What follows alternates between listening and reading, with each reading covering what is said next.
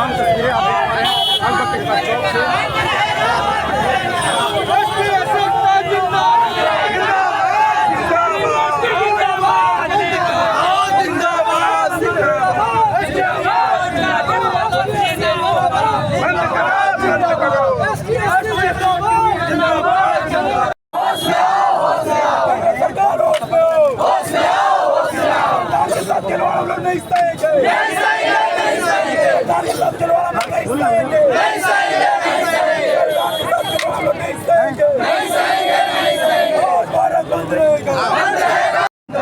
संविधान जिंदाबाद जिंदाबाद जिंदाबाद, मनुवाद मुर्दाबाद मुर्दाबाद मुर्दाबाद, मनुवाद मुर्दाबाद मुर्दाबाद मुर्दाबाद, मनुवाद मुर्दाबाद मुर्दाबाद मुर्दाबाद, मनुवाद मुर्दाबाद मुर्दाबाद मुर्दाबाद।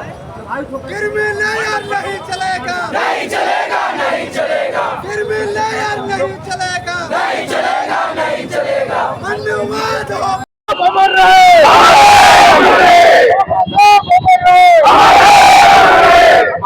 वापस करो जिंदाबाद जिंदाबाद जिंदाबाद, जिंदाबाद जिंदाबाद जिंदाबाद, जिंदाबाद जिंदाबाद जिंदाबाद, बाबा साहब अमर रहे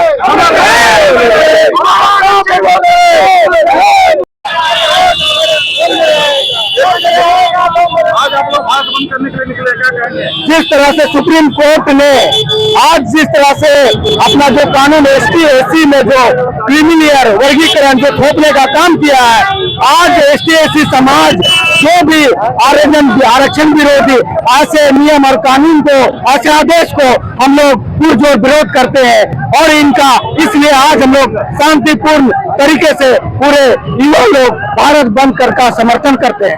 आज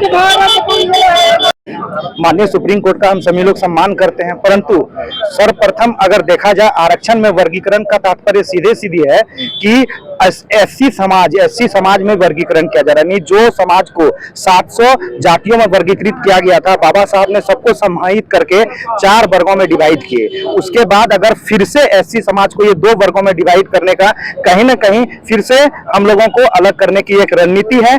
अगर अपमानित है क्या, क्योंकि कि सिर्फ एससी समाज में ही ऐसा थोड़ी है कि राजा का बेटा का राजा का जो एग्जाम्पल दिया जा रहा है या चिराग पासवान का एग्जाम्पल दिया जा रहा है, जो एक आईएएस ऑफिसर का बेटा को क्या जरूरत है कि उसको आरक्षण का लाभ मिले। तो आरक्षण का बेसिस आर्थिक है ही नहीं, आरक्षण का बेसिस सामाजिक है, शैक्षणिक है। सामाजिक और शैक्षणिक तौर पे आरक्षण को दिया गया है, ना कि आर्थिक के अकॉर्डिंग दिया गया है।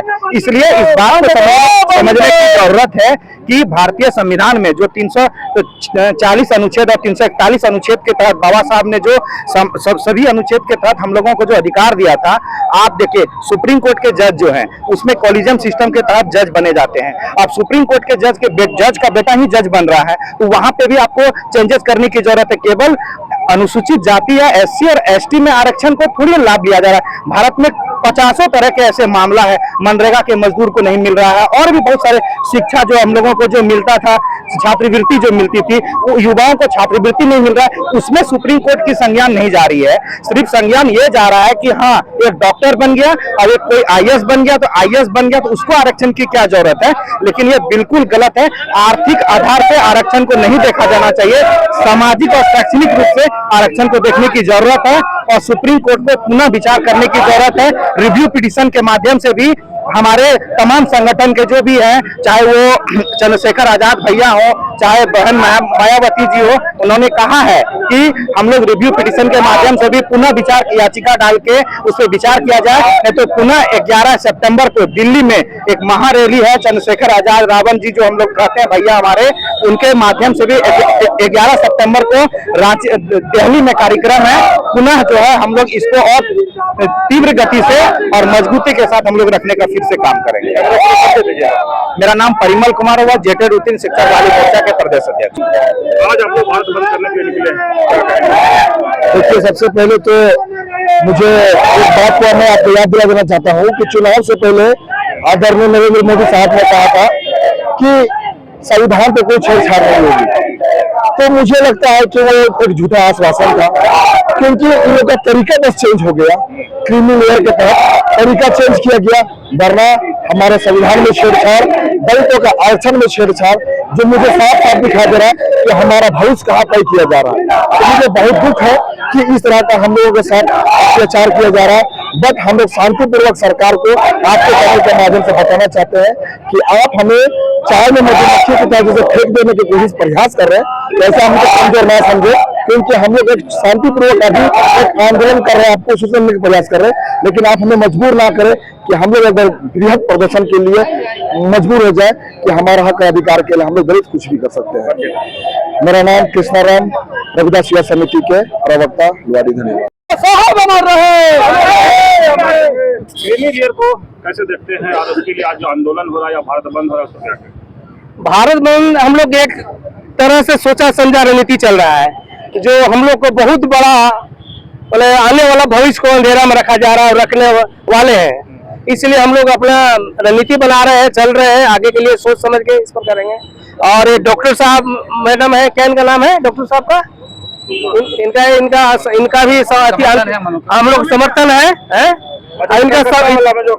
हाँ, इसमें भी हम लोग समर्थन में है। इनको आत्महत्या और इनका जो जांच हो रहा है बहुत तेजी से और इनको न्याय मिले। नाम बताइए। मेरा नाम नलन कुमार है, भीम सेना के सदस्य हूँ। आरक्षण दिया गया है ताकि समाज में एक आगे बढ़े, समतामूलक समाज बने, एक मजबूत भारत बने, एक मजबूत राष्ट्र का निर्माण हो, लेकिन आज उसके विपरीत काम हो रहा है। ST/SC में जो समूह अगर पीछे रह गया है तो किस प्रकार आगे बढ़ा, क्या एक आगे हो गया तो नहीं मानेंगे ना कि पूरा ये समझिए, इसके लिए और बहुत योजना लाया जा सकता है। इसको स्कॉलरशिप दे सकते हैं, उसको बहुत तरह के सरकारी लाभ दे सकते हैं, गरीबी उन्मूलन योजना चला सकते हैं, उसको बेहतर शिक्षा दे सकते हैं। अब तो सरकारी शिक्षा को ध्वस्त कर रहे हैं, आज तो सरकारी स्वास्थ्य सिस्टम को कमजोर कर रहे हैं। आज बताइए, जब तक जाति रहेगा तब तक आरक्षण रहेगा, जब तक दो तरीके की शिक्षा रहेगा तब तक रिजर्वेशन रहेगा। अब दो तरह की शिक्षा हटाइए, आप जो है कि जाति हटाइए, आरक्षण कोई नहीं मांगेगा। आरक्षण हटाने का तो बात नहीं हो रहा। नहीं, ये तोड़ने का बात है, ये वर्गों में बांटने का बात है। ये आप देख लीजिए, आज हमको जवाब दीजिए ना, ओबीसी का 27% आरक्षण है कि नहीं? आरक्षण का बेस नहीं, आज 27% ओबीसी का आरक्षण है। झारखंड में तो नहीं है। झारखंड केंद्र लेवल में है, केंद्र लेवल में आरक्षण है। मतलब 27% जज होना चाहिए, 27% IAS IPS होना चाहिए, 27% विभिन्न विभाग में सचिव होना चाहिए, कुलपति होना चाहिए। आज है क्या? जीरो है, शून्य है, नगण्य है। क्यों? ये ड्यू टू क्रीमी लेयर। ये क्रीमी लेयर बहुत बड़ा खतरनाक है। कहना तो बहुत कुछ है, और लेकिन कहें तो किससे कहें। जो मतलब देश में अगर प्रशासनिक सेवाओं में, न्यायपालिका में हम जहां उम्मीद करते हैं कि हमें जहां न्याय मिलेगा, उसी न्यायपालिका ने गलत कदम उठा लिया है देश में। जो SC ST OBC मिलाकर के 85% जनसंख्या अनुपात वाले देश में हैं, इनका जो बाबा साहब अंबेडकर ने संविधान में रिजर्वेशन दिया था SC ST को, OBC को, तो जो न्यायपालिका है वो अपने अधिकार क्षेत्र से बाहर का कार्य कर रहा है। जो कार्य लोकतंत्र में, जो कार्य राष्ट्रपति का है, महामहिम राष्ट्रपति का है, वो काम जो है न्यायपालिका ने कर दिया। माननीय सर्वोच्च न्यायालय के द्वारा जो फैसला दिया गया क्रीमी लेयर का, पहले तो OBC में लगा करके रखा इन्होंने। OBC का 27% रिजर्वेशन पूरा कोटा दिया नहीं। जहां भी हम देखे सरकारी संस्थानों में, बड़े बड़े प्रशासनिक सेवाओं में, चाहे हम विधानसभा में ही उठा के देख ले, लोकसभा में भी उठा के देख ले, सरकारी नौकरियों में भी उठा के देख ले, जुडिशियरी में उठा के देख ले, हमें जो है OBC का रिजर्वेशन तो हमें 27% कोटा पूरा हुआ ही नहीं, मिला ही नहीं। हमारे ऊपर क्रीमी लेयर लगा दिया गया कि भाई जो IAS IPS बन गए, जो सांसद विधायक बन गए, जो सक्सेस हो गए, पढ़े लिख करके थोड़ा आगे बढ़ गए, अब उनको जो है उनको साइड कर दिया गया, क्रीमी लेयर लगा दिया गया कि इनको एक बार रिजर्वेशन का लाभ मिल गया, अब इनको रिजर्वेशन का लाभ नहीं मिलना चाहिए, कैटेगराइज कर दिया गया। सेम चीज 1 अगस्त को फैसला सुनाया जाता है कि SC ST में भी क्रीमी लेयर लगा दिया गया, जो कि यह लोकतंत्र के माने सबसे बड़ा कहें तो लोकतंत्र में गरीबों का शोषण करने वाला सबसे बड़ा फैसला यही है कि जहां तक हम देख रहे हैं कि SC ST को अभी तक संवैधानिक उचित अधिकार तो मिला ही नहीं और उसमें क्रीमी लेयर लगा दिया गया। ये काम जो आर्टिकल 340 के तहत जो है आयोग का गठन करना था, आयोग का गठन नहीं किया सरकार ने, केंद्र सरकार ने, ना उस पर सर्वोच्च न्यायालय ने कोई संज्ञान लिया। आर्टिकल 341 आप देखेंगे उसमें जो है पूरा का पूरा अधिकार क्षेत्र महामहिम राज्यपाल और राष्ट्रपति का है। उस काम को माननीय सुप्रीम कोर्ट ने किया है।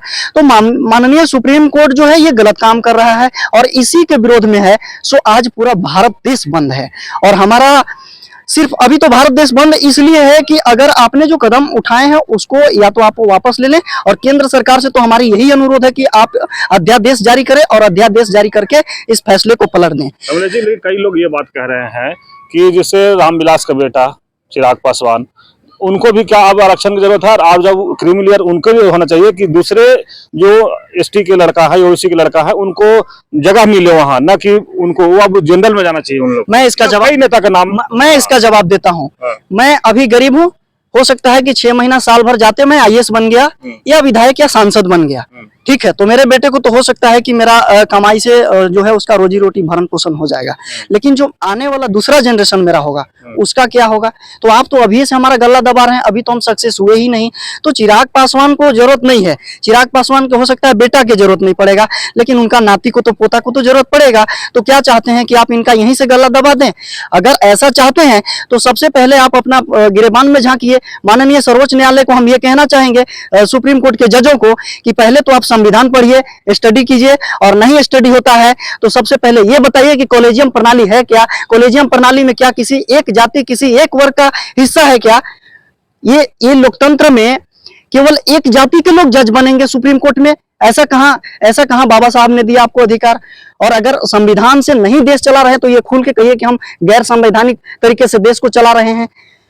हमारा मांग है कि सुप्रीम कोर्ट जो कॉलेजियम प्रणाली से जजों की नियुक्ति कर रहा है वो सिर्फ एक जाति, एक वर्ग के लोगों को जज की नियुक्ति कर रहा है, और हम इसका विरोध करते हैं। कॉलेजियम प्रणाली को हटाया जाए, स्वतंत्र न्यायपालिका का गठन करे, चाहे वो भारतीय न्यायिक सेवा के द्वारा पारदर्शिता रूप से जो है सो जज का नियुक्ति करे, जिसमें SC ST OBC को के लिए भी जजों की शामिल करे। अब आप एक वर्ग के जज वहां पर फैसला ले लेते हैं कि नहीं ये सही है, तो ये तो नॉर्थ कोरिया वाला हिसाब हो गया, जो किम जोंग कहता है कि जो हम कह दिए, जो हम लिख दिए, इसको कोई काट नहीं सकता है, यही सर्वमान्य है। हमारा मांग है कि हमारा औसत कोटा में SC ST OBC का जज होना चाहिए। आखिर क्यों नहीं है? क्यों अपने ही चचेरा ममेरा फुफेरा लोगों को जज बना दे रहे हैं? आप एक ही जाति को, एक ही वर्ग के लोगों को जज बना दे रहे हैं, और आप हमें फैसला सुना रहे हैं कि ये कैटेगराइजेशन होना चाहिए। हमें आप क्यों बता रहे हैं? ये तो महामहिम राष्ट्रपति के अधिकार क्षेत्र में है कि सबसे पहले तो ये केंद्र सरकार जातीय जनगणना करवाए। 2011 में जनगणना हुआ है, उसके बाद 12 साल 13 साल बीत चुके हैं। अब जातीय जनगणना करवाए, उसमें आर्थिक सर्वे करवाए, शैक्षणिक सर्वे करवाए, राजनीतिक सर्वे कराए, और उसके बाद डेटा जो होगा उसके अकॉर्डिंग अगर सेंट्रल गवर्नमेंट अगर इस पर कदम उठाती है तो हमें कोई दिक्कत नहीं है, कोई आपत्ति नहीं है। लेकिन सर्वे तो हुआ ही नहीं। बाबा साहब अम्बेडकर के संविधान में तो ये नहीं है कि आप जो है कैटेगराइजेशन करेंगे या फिर रिजर्वेशन को खत्म करेंगे। बाबा साहब अम्बेडकर ने हमें आर्थिक आधार पर रिजर्वेशन नहीं दिया है। अगर आर्थिक आधार पर रिजर्वेशन देना रहता तो ये केंद्र सरकार का मामला है। केंद्र सरकार फ्री में राशन दे रही है, फ्री में पेंशन दे रही है, फ्री में स्वास्थ्य सुविधाएं दे रही है, फ्री में मेडिकल एजुकेशन दे रही है। हाँ, लेकिन पॉलिटिकल गड़बड़ियों की वजह से, कुछ पॉलिटिकल वजह से जो है भारत सरकार ने एजुकेशन पर टैक्स लगाया, और पूरे विश्व में भारत ही एक ऐसा देश है जहां पर एजुकेशन पर 18% टैक्स लगाया गया है। तो ये केंद्र सरकार को सबसे पहले समझना चाहिए था कि पूरे देश में जातीय जनगणना करा के, आर्थिक, शैक्षणिक, राजनीतिक सर्वे करा करके डेटा के अनुसार से जो पिछड़ेपन का कारण है उन लोगों के लिए रिजर्व करनी चाहिए थी तब हमें कोई आपत्ति नहीं था। लेकिन केंद्र सरकार ने ऐसा किया नहीं, जातीय जनगणना कराया नहीं, कुछ शैक्षणिक सर्वे कराया नहीं, राजनीतिक सर्वे कराया नहीं, इकोनॉमिकली कुछ करवाया ही नहीं। और उसके बाद जो है, जो काम राष्ट्रपति का है, जो काम लोकसभा का है, जो काम राज्यसभा का है, जो काम राज्य सरकार का है, उस काम को स्वयं सुप्रीम कोर्ट कर रहा है। तो सुप्रीम कोर्ट बताए कि सब काम आप ही कर लीजिएगा, तो पार्लियामेंट में ये सांसद लोग क्यों गए हुए हैं, वहां पे बैठे क्यों हैं, क्यों वहां पे लोकसभा है, क्यों वहां पे राज्यसभा है। मेरा नाम कमलेश चौधरी, राष्ट्रीय ओबीसी छात्र मोर्चा प्रदेश संयोजक,